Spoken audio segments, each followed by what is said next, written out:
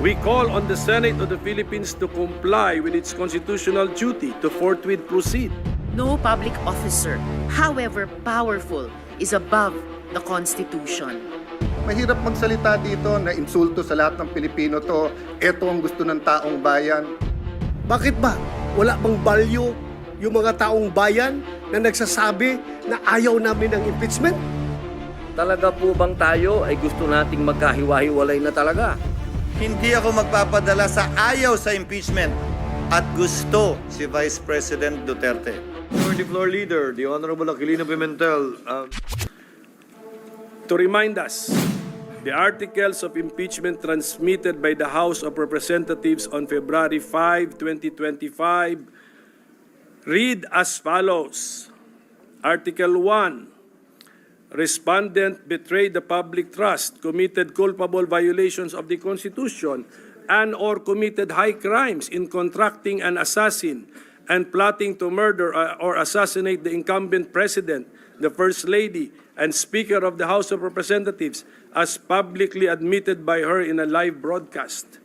Article 2. Respondent betrayed the public trust and or committed graft and corruption in her misuse and malversation of confidential funds appropriated to the office of the Vice President, open and close parenthesis OVP, and the Department of Education, open and close parenthesis DepEd. Article 3. Respondent betrayed the public trust and or committed bribery and or other acts of graft and corruption in violation of Republic Act number 3019. Article 4. Respondent committed culpable violations of the Constitution and or betrayal of public trust in amassing unexplained wealth and failing to disclose all her properties and interest in properties in her statement of assets and net worth, open and close parenthesis SAL-N, in violation of Section 17, Article 11 of the 1987 Philippine Constitution. Article 5. Respondent committed other high crimes, including the high crime of murder and conspiracy to commit murder. Article 6. Respondent, by herself and or in concert with others, committed acts of destabilization constituting at least a betrayal of public trust and or culpable violations of the Constitution and even the high crimes of sedition and insurrection. Article 7. The totality of respondents' conduct as Vice President, including her commission of the foregoing acts, clearly display conduct constituting a betrayal of public trust, culpable violations of the 1987 Constitution, and graft and corruption. These allegations are serious. They demand nothing less than a prompt and faithful discharge of our constitutional duties. Actually, all matters of impeachment are serious and important. Just look at the grounds provided by the Constitution. Culpable violation of the Constitution, treason, bribery, graft and corruption, other high crimes, and betrayal of public trust. Let us follow what the Constitution says, most especially those provisions which are directed at the Senate. Sabi ng Konstitusyon, trial by the Senate shall forthwith proceed. There is no if, no unless, no when convenient. Indeed, the Senate has a constitutional duty to hold the trial of an impeachment complaint, especially when it has been filed by at least one-third of all the members of the House of Representatives, like in this case against the Vice President. Trial is the most fair course of action because the people need to know if their representatives acted properly and justly by hearing the evidence used by them in filing the impeachment case. And in the name of due process, we need to give the impeached officer the chance to defend himself or herself and clear his or her name. Klaruhin ko na ang pinag-uusapan natin dito ay kung ano ang constitutional duty ng Senado, hindi kung guilty or not guilty na ba ang impeached officer. Saka na ang hatol pagkatapos na ng trial. Ang importante ay mag-umpisa na ang trial proceedings kasi yan ang utos ng ating konstitusyon.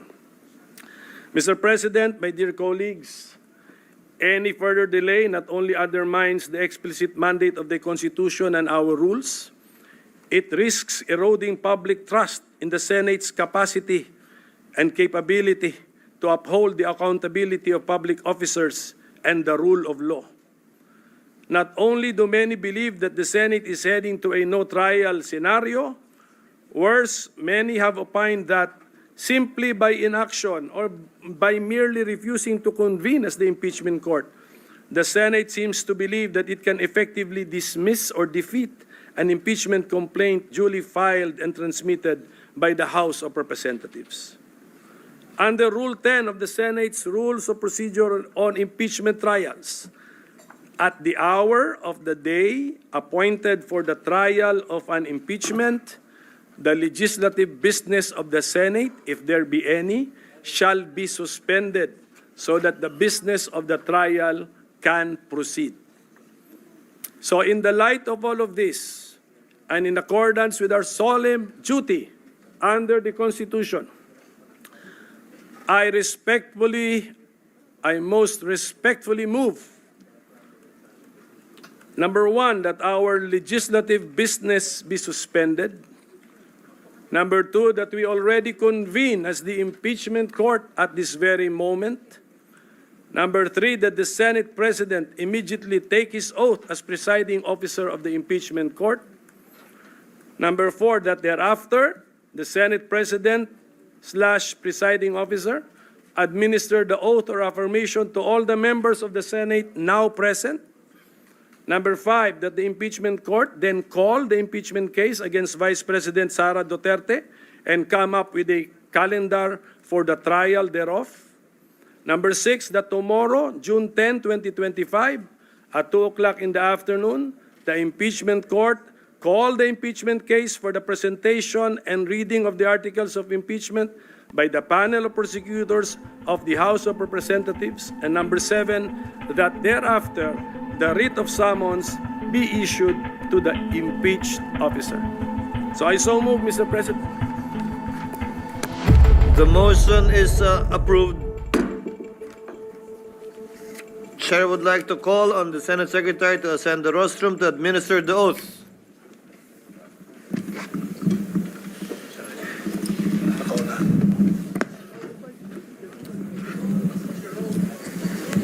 Sir, dito kayo, sir.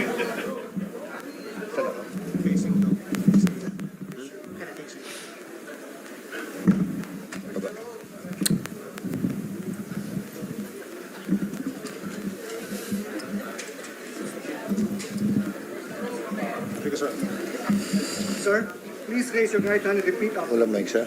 Okay na, sir. Importante kayo naman din. I, Francis Cheese G. Escudero, Solemnly swear that in all things appertaining to the trial of the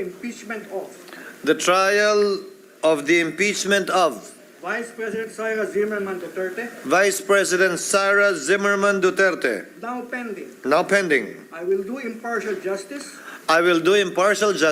according to the Constitution according to the Constitution and laws of the Philippines. and laws of the Philippines. So help me God. So help me God.